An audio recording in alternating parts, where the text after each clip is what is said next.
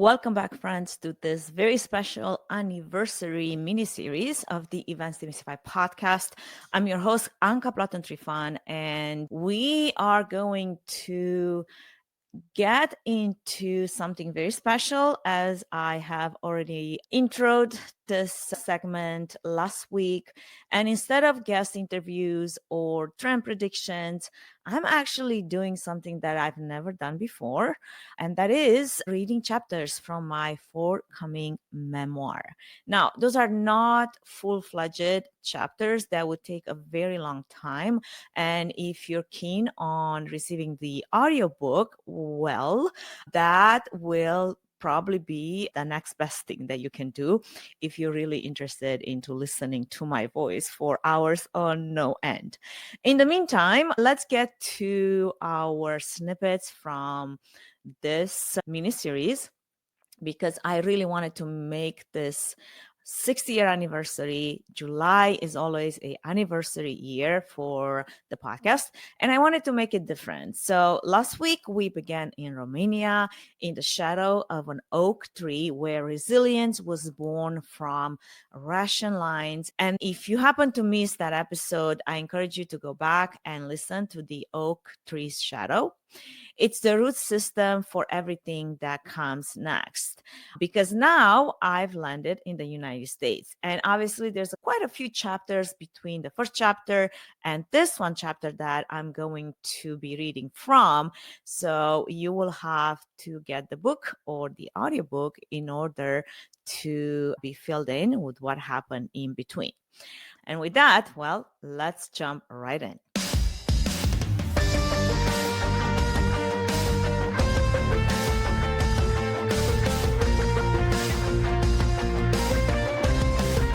Welcome to the Events Demystified podcast, where we demystify the world of in-person, virtual, and hybrid events, AV production, and AI technology by sharing practical tips, tricks, and strategies to help your event succeed.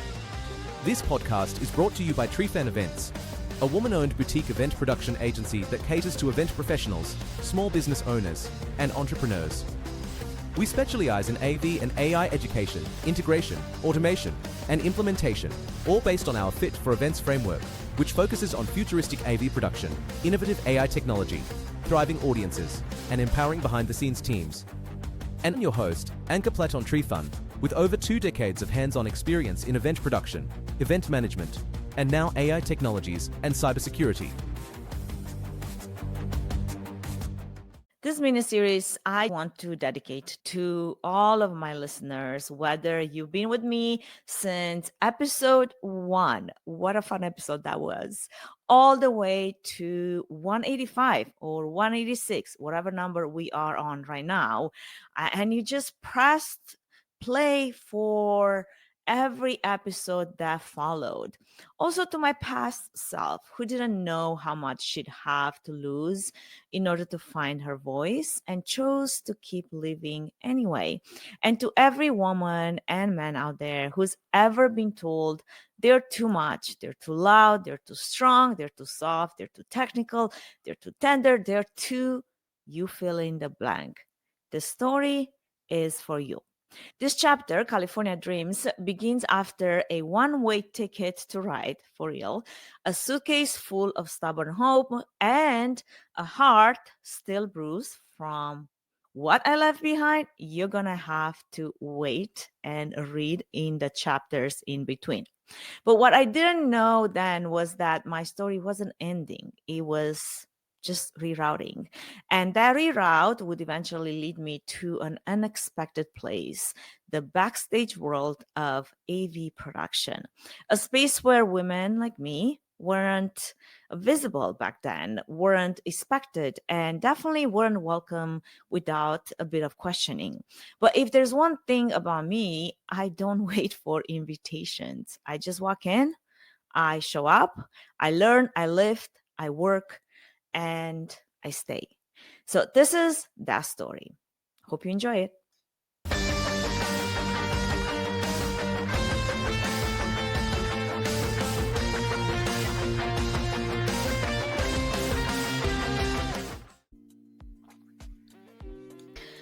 Every mile marker on my journey westward seemed to measure more than just physical distance. The summer at Six Flags had yielded exactly $650, the precise cost of a one-way ticket to Los Angeles. The symmetry felt meaningful, as if the universe itself had calibrated my earnings to match this next leap into the unknown. Each dollar saved represented another small step away from the gravitational pull of my past, particularly from Neo's orbit.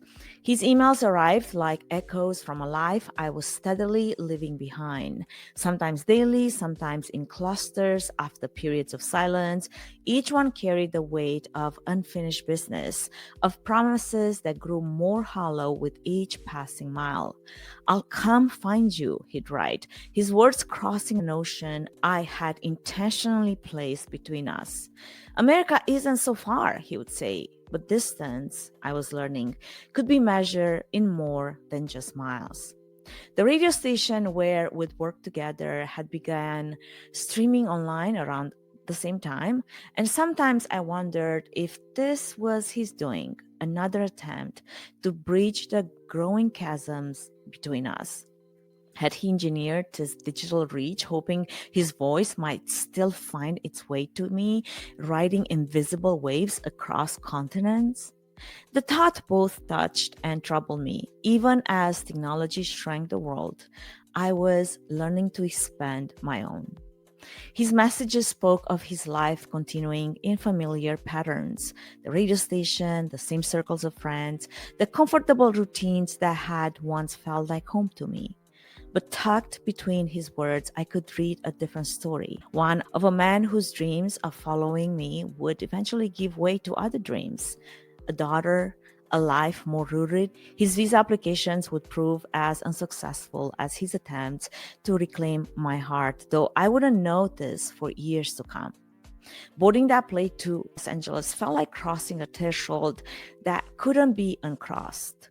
The several $100 ticket wasn't just buying passage to a new coast. It was purchasing another layer of insulation from the emotional manipulation that had once held such power over me.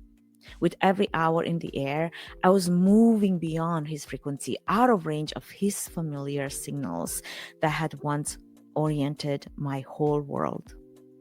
Looking down at the patchwork landscape below, I thought about radio waves and their limitations, how even the strongest signal eventually fades to static. Distance was doing its work, not just geographically, but emotionally, creating space for new frequencies to emerge. My own voice, long muted by the louder broadcast of others' expectations, was growing stronger in the silence. The fact that his emails would continue for years didn't surprise me. Neo had always been so persistent. But what struck me was how their power diminished with each passing month, each mile marker on my new journey. It wasn't that I stopped caring, rather, I was learning to care differently, to recognize the difference between love and the echo of old habits. Years later, when I learned of his daughter's birth, I felt a gentle closure. His life had found its own trajectory, just as mine had found its way west. The dream of following me to America had been replaced by other dreams, other loves, other anchors. And perhaps that was always how it needed to be. Both of us finding our separate paths to becoming who we needed to be. As the plane touched down in Los Angeles, I wasn't just adding physical distance to the emotional space I'd already created. I was choosing a new frequency altogether, tuning into a station that played my own dreams, my own future. The static of the past was fading, and ahead lay the clear signal of possibility. The California I first encountered wasn't the one sold in the movies. No carefree skater kids with sun skin and perfectly tousled hair. But it held something far more precious: the promise of reinvention. I had come seeking not the glitter of Hollywood, but the simple freedom to sink my toes in the warm sand, to breathe in salty ocean air, to watch waves chase each other onto shore during lazy Sunday afternoons. This was what freedom looked like in my mind's eyes. Not an absence of constraints, but the presence of possibility. That first ride from LAX remains etched in my sensory memory. The aggressive purr of this yellow Humvee engine, the blast of air conditioning that felt arctic after the stuffy plane, the sprawling concrete arteries of the freeway system spreading out before us like some giant's game of pickup sticks. The California light was different here, harder, more defined than the softer European sun I've known all my life. I threw every detail into sharp relief. The gleaming cars, the palm trees standing like exclamation points against the blue sky, the endless billboards promising various versions of the American dream. My aunt's voice cutting through the engine's noise and the busy LA freeways delivered my initial lesson in American survival. Her voice, sharp with hard-won wisdom, drilled two commandments into my jet-lagged consciousness. Never fall victim to credit card scams, and stay away from Chinese food. The first warning introduced me to this alien concept of compound interest, two words that promised a kind of slavery I was fully determined to avoid. The second, well, let's just say Panda Express would later teach me the wisdom of her warning through the weight gain struggles that followed my American dream. My aunt and uncle's story was itself a testament to the kind of resilience that seemed to run in our family's bloodline. My uncle, one of my mother's oldest brothers, had felt Romania during the communist era, driven by the same restless spirit of freedom that would later propel me across an ocean. Both him and my aunt hailed from the same mountain top regions of Romania, their characters hewed from the same stubborn, determined stone that has shaped my grandfather and, through him, all his children. They had built their American dream brick by brick, literally. My uncle, through his construction company, building mansions from the ground up, my aunt mastering the intricate dance of real estate investments. Their strategy was as practical as it was profitable. Buy fixer-uppers, transform them, live in each house for exactly 2 years to avoid additional property taxes, then move on to the next project. When I arrived, they were between houses, waiting to move into their newest acquisition in Coto de Caza, a gated community where their home would crown a hilltop overlooking the California prairie. My aunt had constructed her own ironclad philosophy about building financial health in America. And like the mountains she came from, she was immovable in her convictions. At first, our similar temperaments, that family inheritance of determination and grit, created a foundation for connection. But gradually, the same qualities began to create friction. I was young, fiercely independent, and resistant to following anyone else's blueprint for success, even if that blueprint had proven effective for them. The tension grew as I started spending more time with people my own age, coming home later and later to their temporary residence. We were too much alike in so many different ways, both strong-willed, both convinced of our own paths. The very qualities that had helped each of us survive were now making it impossible for us to coexist under the same roof. Eventually, I moved in with 3 other young immigrant women, sharing rooms in an apartment that offered less comfort but more freedom to discover America on my own terms. The freedom machine. But freedom, I would learn, required more than just a new address. In those first uncertain months, my uncle became an unexpected ally in my quest for true independence. His help in securing my first car, a decade-old white Mazda with over 100,000 miles on its odometer, gave me not just transportation, but a tangible piece of the American dream.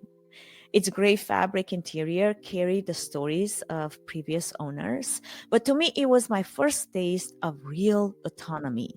That car, humble as it was, transformed into my passport to exploration, carrying me to every corner of Southern California on my precious days off. It also delivered my first lesson in American self-reliance. A blown tire at 80 miles per hour on an empty stretch of freeway towards Palm Springs. An engine fire in the middle of Joshua Tree National Park. No phone signals, no AAA in sight.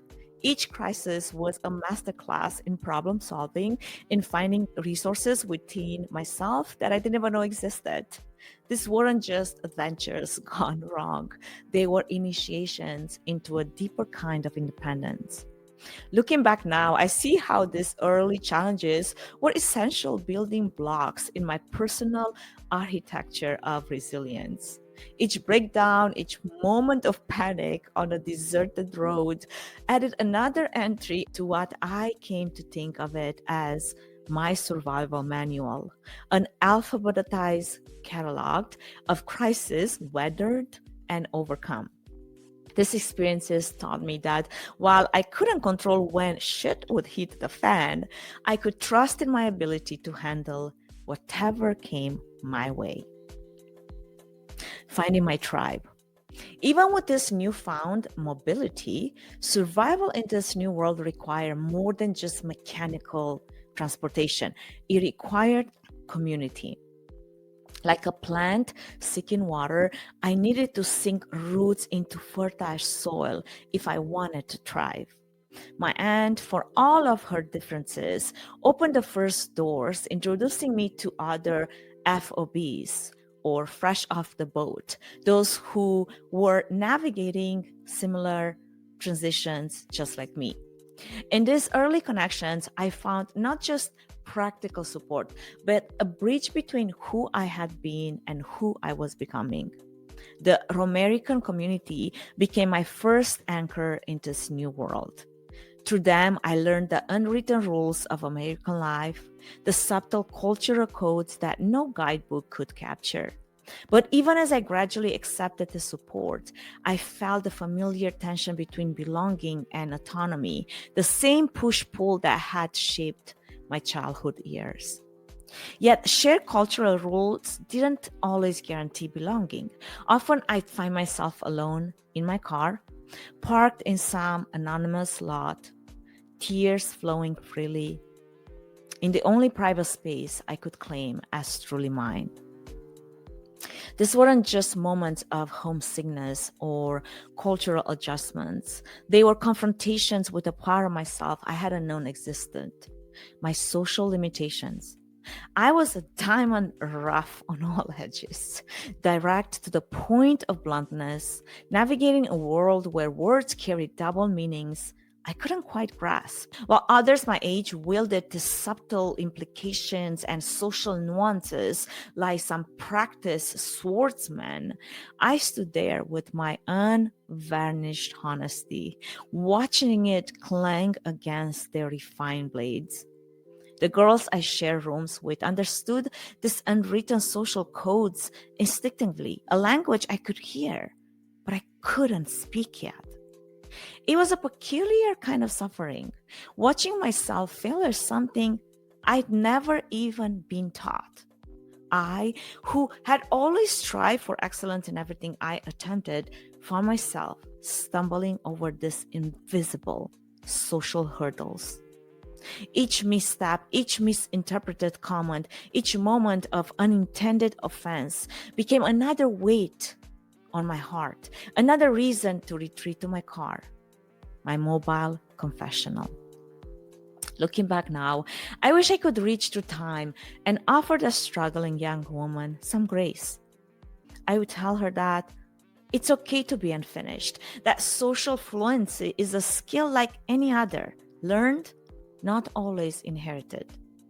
That sometimes the very qualities that make connection challenging, directness, honesty, intensity, are also the foundations of authentic relationships once you find your true tribe. But then, as now. The harder lessons are often the ones we must learn by living through them. Soul check. Take a moment here with me. In those solitary moments in my car, tears flowing freshly in the only private space I could claim, I was learning about frequencies and signals of a different kind, like a radio searching for a clear station in unfamiliar territory. I was discovering that connection isn't just about proximity. It's about finding the right wavelength, about tuning into frequencies that resonate with our deepest truths. Now, for your own journey, what static interferences with your authentic signal? When do you find yourself adjusting your frequency to match others' expectations? How do you recognize the difference between isolation's empty silence and the quiet space needed to tune into your own truth? Where have you found those rare, clear frequencies of genuine connection?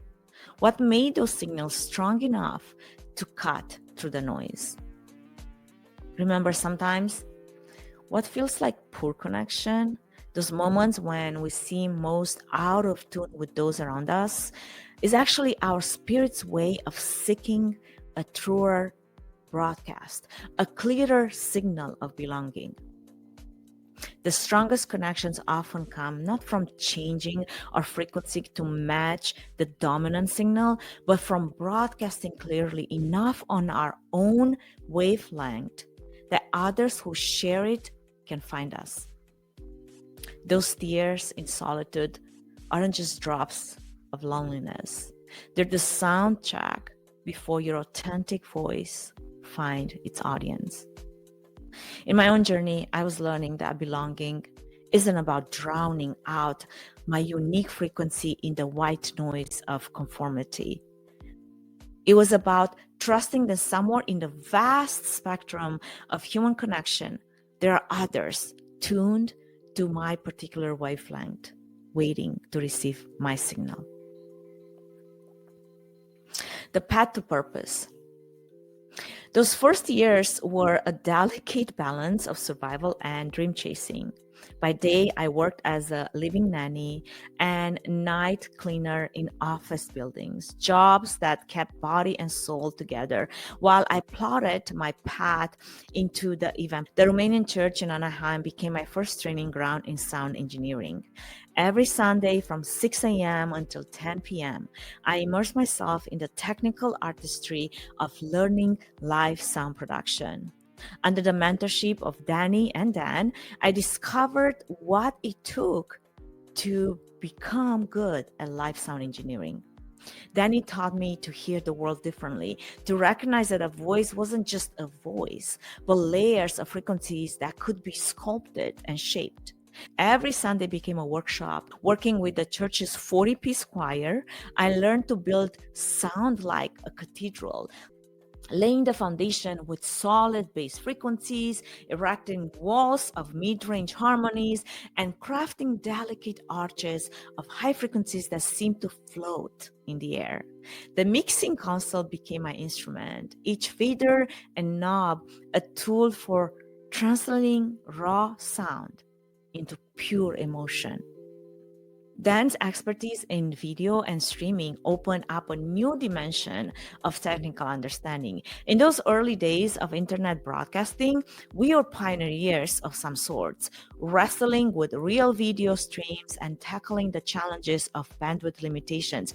By 2007, when we transitioned to Ustream, now IBM's cloud video, I learned that video streaming was as much about problem solving as it was about technical knowledge. Each Sunday bringing new challenges in latency, compression, and the eternal dance between quality and stability. There's a special kind of education that comes from being the first to arrive and the last to leave, Sunday after Sunday, month after month. It teaches you that mastery isn't just about technical skill. It's about showing up, staying present, and remaining humble enough to learn from every experience, even when your body aches and your mind bags for rest. Breaking into the boys' club. The event production industry of the early 2000s wasn't exactly waiting with open arms for a 5'2" petite girl with an accent. Each interview felt like a silent assessment of my inexperience. Eyes taking in my small frame, ears catching the foreign tilt in my voice, minds already made up before I could prove my worth. The weight of their doubt was heavier than any equipment ever lifted. The technical language of the industry, patch-based, DMX protocols, audio processing chains, flowed easily from my lips, yet I could see the surprise in their eyes. It was as if they couldn't reconcile the technical knowledge with the person delivering it. Each interview became a performance where I had to overcome not just their skepticism about my capabilities, but deeper assumptions about who belonged in their world and who didn't. The first few companies I approached looked at me with barely concealed amusement. Their world was built on assumptions about who could lift heavy equipment, who could repair broken gear, and grasp technical diagrams. But they didn't know about the years I spent in Romanian fields, about the physical strength that came from real labor, about determination that had carried me across an ocean in a search of a dream. My breakthrough came through an unexpected door. A computer problem that needed solving, an accounting lady named Paige who was willing to take a chance on me. That's all I needed. One small opening to prove what I already knew, that I could learn quickly, I could work harder than anyone else, and I could turn my passion for audiovisual production into expertise that couldn't be denied. Finding family in the flow. The production house in Santa Ana became more than a workplace. It became my second home. And Ian and Tammy, the owners, became family in the truest sense. They didn't just teach me the technical aspects of event production. They opened their home to me, including me in their holiday dinners when I could have otherwise been alone, thousands of miles from my blood relatives. In the warehouse, among the cables and equipment, I found my first true home in America. The space hummed with the simplicity I understood, the straightforward language of technical specs and signal flow, the honest sweat of physical labor, the clear boundaries of professional respect. Here among the guys on the crew, I could finally breathe easy in my own skin. The occasional flirtations and advances came, as they always did, but I learned to deflect them with easy laughter, keeping the atmosphere light while maintaining my boundaries. My time with Neo back in the radio had taught me an invaluable lesson. Never blur the lines between work and romance if your work means anything to you. I'd seen too many workplace relationships implode, forcing painful choices between professional stability and emotional attachment. I loved my work with a fierce devotion that left no room for such complications. Over the years, plenty of technically capable, attractive men would hint at or openly express interest, but I held firm to my role. My career was my first love, and I wouldn't risk it for some fleeting romance. After all, who could understand the demands of this life, the way set up, strike, repeat became its own kind of heartbeat? Of course, life has a way of testing our supposed wisdom, of circling back to lessons to see if we've truly learned them. But then that's a story for another time, another chapter in this ongoing education in love and self-understanding. The price of passion. Perhaps it was inevitable that someone who loved so intensely would work the same way. Passion, I would discover, follows its own patterns, whether in love or labor. Just as I had thrown myself completely into those early romantic attachments, I now poured myself into my work with the same fierce abandonment, the same disregard for boundaries and balance. In my drive to prove myself, to learn everything, to be everywhere, I lost the lines between dedication and self-destruction. One show blurred into another. Days became nights, became days again. And somewhere in the fog of endless setup, strike, repeat cycles, I forgot how to exist outside of the work I so loved. It was Neo all over again, but this time the object of my devotion was made of cables and consoles, of loadings and strike calls. The universe has a way of delivering its lessons with perfect symmetry. Just as distance has finally freed me from the gravitational pull of old love, my body would eventually force me to recognize the limits of my professional devotion. It happened one mighty night on the floor of the Las Vegas Convention Center. My whole body crumbled among malfunctioning LED fixtures and union mangled DMX cables. My own body finally rebelling against the mind that kept pushing it beyond its limits. That night, as I lay there, unable to will myself back to motion, I understood something fundamental about the nature of passion itself.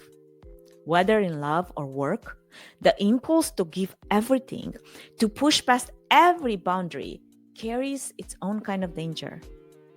Being superhuman wasn't about never stopping. It was about knowing when you had to, about recognizing that even the strongest spirits need moments of rest and renewal. The lesson felt familiar, a reflection of every relationship where I lost myself in the intensity of feeling, where every time I'd confused devotion with self-erasure. Here, surrounded by the tools of my trade, I was learning again what my romantic life had tried to teach me, that true strength lies not in endless giving, but in knowing how to preserve oneself within the giving. That conversation I had with Ian afterward wasn't about him imposing restrictions. It was about me finally acknowledging what my body had been screaming about all this time. Like a sound engineer recognizing the levels have been pushed into the red for far too long and a tighter compressor setting is needed, I knew I had to change. The decision to scale back, to run and manage the rental AV department and limit myself only to larger shows came from a place of hard-won wisdom. Not that Ian would have argued with my decision. One workaholic recognizing the symptoms in another workaholic, even if neither of us were particularly skilled at practicing what we preached when it came to balance. But passion, I was learning, is like a powerful signal. If blocked in one direction, it finds another path of transmission. Unable to pour myself completely into work, I found a different outlet for my hunger for adrenaline and intensity. Dirt road biking with the warehouse guys. Yet, here in this new arena of risk, I discovered something unexpected. A built-in safety switch that would illuminate like a perfectly timed warning light whenever adventure tilted towards recklessness. The guys constantly tried to coax out my inner daredevil, but that internal alarm system never failed to activate. Whether it was my own instinct for self-preservation, my guardian angel working overtime, or maybe the cumulative power of my mother's endless prayers for my safety, something kept me from crossing those final lines between thrill and danger. This instinct for self-protection extended beyond physical danger. Even in my most exhausted states, I maintained an acute awareness of potential threats. Mapping exits during venue walkthroughs in some questionable warehouse turned venue, finding escape routes when footsteps echoed behind me in dark alleys after gigs. I intentionally avoided the typical young adult scenes that might have spelled trouble. No late night club hopping, no drinking until dawn, no experimentation with substances that were all too available in the industry. The art of rest. The irony of a workaholic learning to rest wasn't lost on me. Like trying to slow down a freight train with bicycle brakes, my attempts at taking it easy felt foreign, almost transgressive. Rest seemed like time wasted, recovery like admissions of weakness, recharging like a necessary luxury. Yet here I was, forced by my body's rebellion to learn this three-part dance: rest, recover, recharge. A rhythm as complex as any audio mix I'd ever crafted. This newfound freedom created space for another kind of exploration. I discovered that true rest wasn't just about physical stillness. It was about finding activities that allowed both body and mind to recalibrate. Like adjusting the gain structure on a soundboard, it required careful attention to levels, a delicate balance between activity and silence. Some days it meant hiking trails that reminded me of Romanian mountains. Other days it meant a hard weightlifting session, or spending time with friends, or losing myself in books that had nothing to do with technical manuals or signal flow. But physical rest, it turned out, had opened a door I hadn't meant to unlock. In the quiet spaces between activities, in moments when my body finally stilled, I began to recognize a different kind of exhaustion, one that no amount of hiking or weight training could address. What I didn't understand then was that emotional numbness extracts its own price. Like a mixing board with all its faders set to zero, a heart in protective mode might avoid the deep bass notes of pain, but it also misses the soaring highs of joy. The very process of trying to rest had revealed what activity had kept hidden. Then sometimes the most profound discoveries come not from doing more, but from finally allowing ourselves to do less. The California dream I chased wasn't about endless summer days or perfect waves. It was about finding my own rhythm in a world that never stopped moving, about building a life that could both hold my ambitions and my need for connection, about learning that true freedom comes from limits, but from embracing them with grace and wisdom.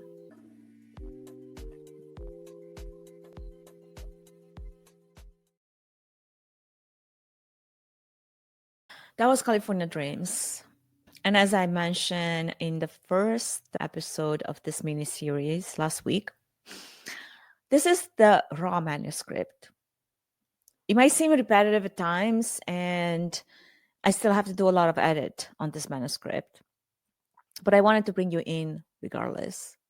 This chapter was all about adapting, surviving, and doing whatever it takes to hold on to a silver light when you're drowning into a culture that you don't yet understand. It's not just about the beginning of a career. It's about the beginning of a new version of me. One who could wire a rig, run a board, and hold her own in a space that never expected her to last. I don't step into the AV world with confidence. I build it one rep at a time. One bad client, one good gig, one tech run check, one moment of figuring it out on the fly. If you've ever found yourself in a room you weren't supposed to be in, if you've ever had to learn by doing while everyone watched you hoping you'd just fail, you know exactly what this chapter feels like. Next week, the story will shift again. The cables and consoles will fade into the background. The stillness will set in, and a different kind of connection begins. One that pulls me out of my body and deep into the emotional unknown. It's the chapter where the feed goes dark, and I hope you'll meet me there. Until then, thank you for listening. Thank you for walking this road with me. And as always, stay curious, stay grounded, and don't wait for permission to own your own power. Thank you for listening to the Events Demystified podcast. If you enjoyed this episode, please share it with other professionals like yourself. If you're interested in learning more about TreeFan events, including our future AI education talks and workshops, or to see how we can support your next event, book a free 20-minute consultation through the link in the episode notes. Don't forget to subscribe to the podcast and follow us on YouTube, Spotify, and social media for updates on future episodes, industry insights, AI news and tips, and more. And if you have any topics you'd like us to cover, feel free to reach out.